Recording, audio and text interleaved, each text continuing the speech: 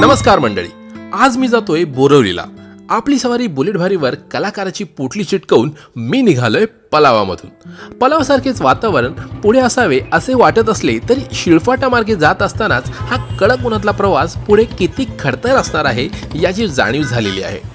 ठाण्याच्या घोडबंदर मार्गे मी सरसर रस्ता कापत पुढे सरकत होतो. हो, सरकतच. आणि अशा प्रकारे मी बोरवलीच्या प्रबोधनकार ठाकरे नाट्य मंदिराकडे पोचलो आहे.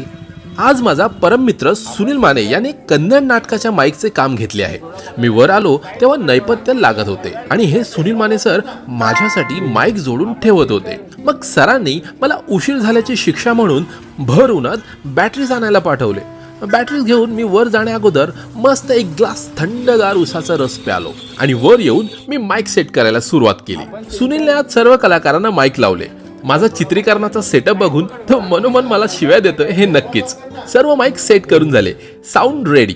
पडदा पडल्यावर स्टेजवर सुनीलने त्याचा नवा फोल्ड होणारा मोबाईल मला दाखवला. मी बिचारा ते बघून बाहेर माझ्या जागेवर येऊन परत बसलो. संस्थेचा कार्यक्रम असल्यामुळे एखाद दोन बाहेरची गाणी झाली, मग मूळ नाटक सुरू झालं.